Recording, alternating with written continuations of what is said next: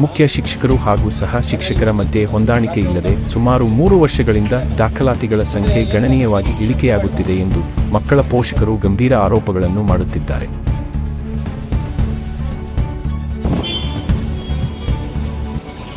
ಸದಸ್ಯರು ಈ ಕ್ಲಾಸಲ್ಲಿ ನಾನು 2 ವರ್ಷದ ಹಿಂದೆ ಆಗಿದ್ದೆ.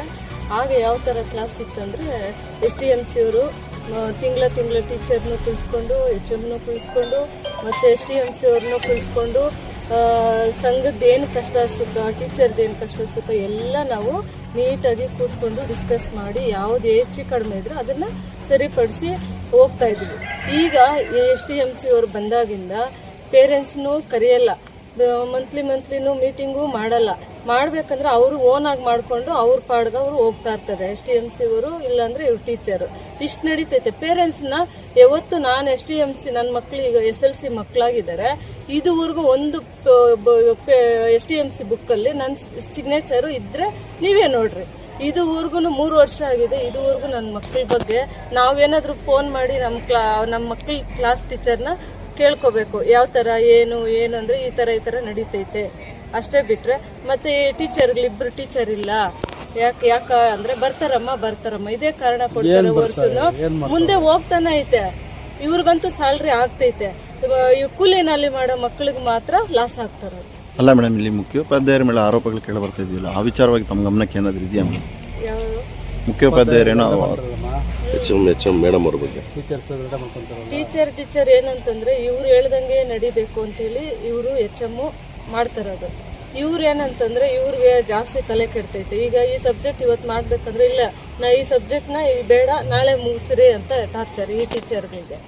ಅವ್ರು ಯಾವ ಥರ ಅವತ್ತು ನಾವು ಕೇಳಿದ ಪಾಪ ಗೌರ್ಮೆಂಟ್ ಮಾಡಿಕೊಟ್ರು ಲ್ಯಾಬು. ಇವತ್ತು ಲ್ಯಾಬ್ ಕಟ್ಟಬೇಕಾದ್ರೆ ಮಿನಿಮಮ್ 75-80 ಲಕ್ಷ ಆಗುತ್ತೆ.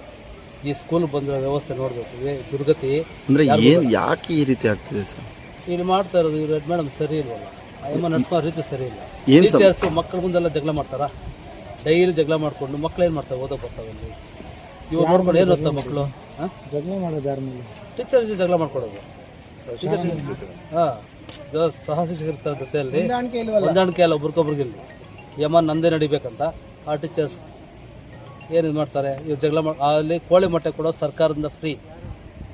ಇವರು ಅಲ್ಲಿಂದ ಸರ್ಕಾರದ ಮೊಟ್ಟೆ ಕೊಡ್ತಾವ್ರೆ, ಆ ಕಾಸು ಇವರು ಕೊಡೋ ಕೋಳಿ ಫಾರ್ಮ್ಗಳಿಂದ ಫ್ರೀಯಾಗಿ ತೊಗೊಂಡು ಆ ದುಡ್ಡು ಮಾಡ್ಕೊತಾರೆ. CC ಕ್ಯಾಮ್ರಾ 6 ತಿಂಗಳು ಒಂದು ಸಾರಿ ಹೆಂಗಾಗುತ್ತೆ, 60,000 ಖರ್ಚು ಮೇಂಟೆನೆನ್ಸ್ಗೆ. ನಾನು ಮೊನ್ನೆ ಬಂದು ಏನು ಮೇಡಮ್ ಇದೆಲ್ಲ ಈ ಥರ ಹೊಡೆದಾಕಿದ್ರೆ ನಾನು ಕಟ್ಸ್ಕೊಟ್ಟಿದ್ದೆ ಸ್ಕೂಲ್ ಮಕ್ಕಳಿಗಂತ, ಏನು ಫ್ಲಾಗ್ ಆರಿಸೋದು. ಅದು ಹೊಡೆದಾಗ ಏನು ಮಾಡಿದ್ರೆ ಸರ್ ಹುಡುಗರು ಬಂದು ಹೊಡೆದಾಗ್ತದೆ. ಅದು ಮೇಡಮ್ ಕ್ಯಾಮ್ರಾ ಇದೆಯಲ್ಲ ಒಂದು ಕಂಪ್ಲೇಂಟ್ ಮಾಡಿ ಅಂದರೆ ಇಲ್ಲ ಸರ್ ಕೆಟ್ಟೋಗಿದೆ. 6 ತಿಂಗಳು ಒಂದು ಸಲ 60,000 ಅದು ವೆಚ್ಚ ಮಾಡ್ತಾ ಇರೋದು. ಈ ಸಮಸ್ಯೆಗಳೆಲ್ಲ ಇದ್ರೆ ಏನಾದರೂ ಮೇಲಧಿಕಾರಿಗಳ ಗಮನ ಸೆಳೆಯುವಂತ ಇದು ಆಲ್ರೆಡಿ ಸುಮಾರು ಸಾರಿ ಮೇಲಧಿಕಾರಿಗೆ ಹೋಗಿದೆ, ಯಾರು ಡಿಸ್ಕೊಂಡಿಲ್ಲ. ಇವ್ರು ಬೇರೆ ರೆಕಮೆಂಡೇ ಬೇರೆ ಅವ್ರಿಗೆ. ಇಲ್ಲಿ ಜಾತಿ ಅಂತ ಯಾರು ಏನು ಮಾತಾಡಿಲ್ಲ ಸರ್, ಎಲ್ಲ ಚೆನ್ನಾಗಿದ್ದೀವಲ್ಲ, ಯಾಕೆ ಹಿಂಗೆ ಮಾಡ್ತಾರೋ ಗೊತ್ತಿಲ್ಲ. ದಯವಿಟ್ಟು ಆ ಎಮ್ಮನ್ನು ಚೇಂಜ್ ಮಾಡ್ಕೋಬೇಕಂತೇಳಿ ನಿಮ್ಮ ಮೀಡಿಯಾ ಮುಖಾಂತರ ಇಲ್ಲಿ ಬಂದಿರೋ BO ಎಲ್ಲ ಬಂದಿರೋ ಈಗ ಅವ್ರ ಮುಖಾಂತರ ಸರ್ಕಾರ ಇವ್ರಿಗೆ ಕೋಲಾರ DDPಗೆ ಮನವಿ ಮಾಡ್ತಾ ಇದ್ದೀವಿ. ಅವ್ರು ಏನು ಭರವಸೆ ಕೊಟ್ಟಿದ್ದೀವಿ? BO ನಾವು ಸರಿಪಡಿಸ್ತೀವಿ, ಎಲ್ಲ ಕೇಳಿದ್ರು ಏನಾದ್ರು ನೀವೆಲ್ಲ ಇಡ್ತೇವೆ ಕರೆಕ್ಟೇ ಸರಿ ಇಲ್ಲ ಅಂತ ನಾವು ಸರಿಪಡಿಸ್ತೀವಿ. ಇಲ್ಲಾಂದರೆ ಉಗ್ರ ಹೋರಾಟ ಮಾಡಿ ಕೂತ್ಕೊಳ್ತೀವಿ. ಪಾಠ ಎಲ್ಲ ಮಾಡ್ತಾರೆ ಯಾರು ಅವ್ರು ಪಾಠ ಮಾಡಲ್ಲ ಟೀಚರು, ಅವರು ಖಾಲಿ ಕೂತ್ಕೊಳ್ಳೋ ಚೇರ್ ಮೇಲೆ ಅಡುಗೆ ಮನೆ ಮೇಂಟೈನ್ ಮಾಡ್ಕೊಳ್ಳೋದು ಅಷ್ಟೇ ಅವ್ರ ಕೆಲಸ.